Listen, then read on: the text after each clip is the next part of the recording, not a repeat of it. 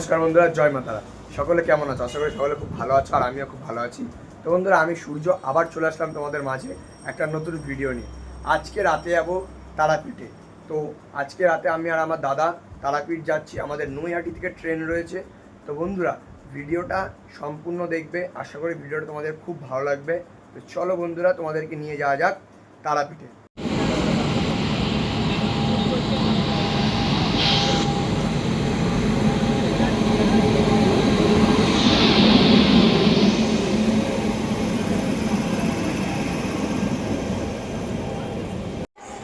তো নমস্কার বন্ধুরা, এখন কিন্তু বর্তমানে রয়েছি রামপুরহাট জংশন। ঠিক আছে, তো ট্রেনটা তার যথাযোগ্য সময়ে উপস্থিত হয়েছিল রামপুরহাট স্টেশনে।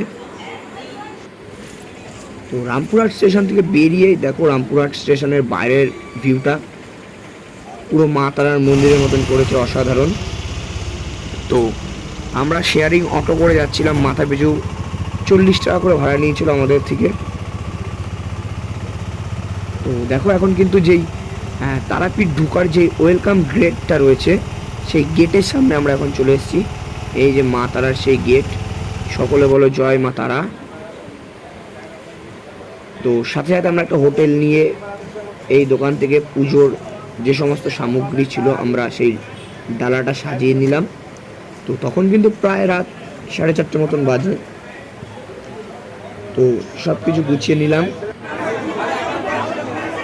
আর এত পরিমাণে লাইন দিয়েছিলাম দেখো বন্ধুরা। আমাদের সামনেও কত লোক, আমাদের পিছনেও অসংখ্য লোক। তো এখন মোটামুটি 7টা মতন বাজে। তো 4:30 থেকে 7টা অব্দি লাইন দিয়ে আমরা যখন পুজো দিয়ে বেরিয়েছিলাম তখন প্রায় 9টা মতন বেজে গেছিলো।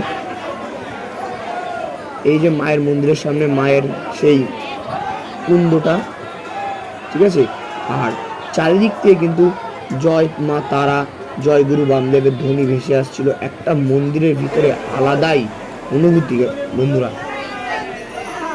তো এই দেখো মায়ের মন্দির। তো তখনও কিন্তু বৃষ্টি হচ্ছে প্রচুর পরিমাণে, আগের দিন থেকেই বৃষ্টি হচ্ছে। যখন যাব আমরা সেই দিন থেকেই কিন্তু বিশাল পরিমাণে বৃষ্টি হচ্ছিল।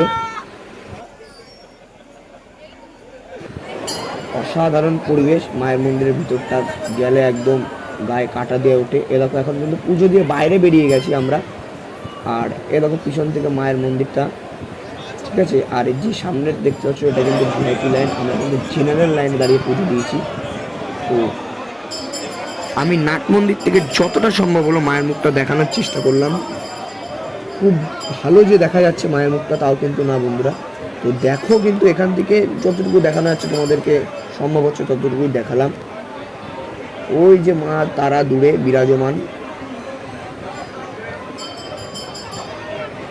মায়ের মন্দিরের ভিতরে বন্ধুরা অসাধারণ একটা পরিবেশ, গায়ে কাটা দিয়ে ওঠা একটা পরিবেশ। মানে মা যে স্বয়ং বিরাজমান মন্দিরে, তোমরা গেলেই বুঝতে পারবে বন্ধুরা, একটা আলাদাই অনুভূতি মায়ের মন্দিরে।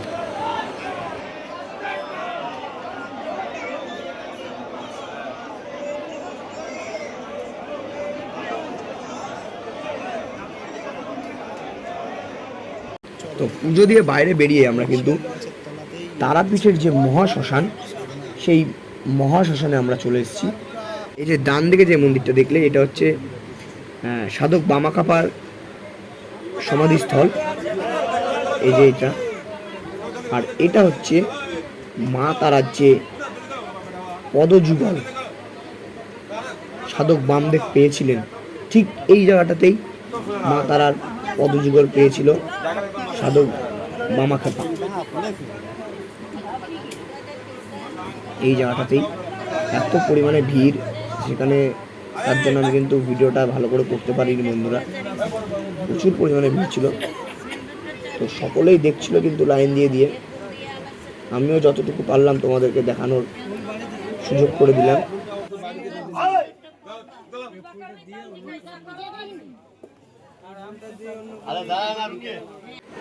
আর এটি হচ্ছে সাধক বামাখ্যাপার সমাধি মন্দির, যেমনটা তোমাদেরকে আগেই জানালাম।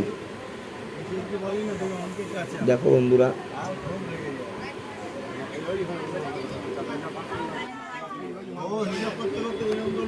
তো এখন কিন্তু দেখো যেখানটায় বর্তমানে সব দেহ মানে অর্থাৎ মৃতদেহ দাহ করা হয় সেই শ্মশানটায় চলে আসলাম। এখানে সব অঘরী বা তান্ত্রিকরা রয়েছেন যারা তাদের সাধনা করছেন।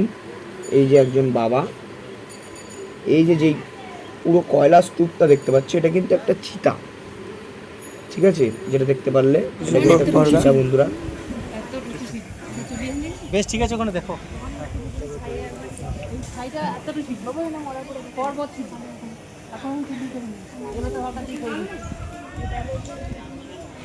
সব সবের চাই, হ্যাঁ, এখান থেকে দূরত্ব।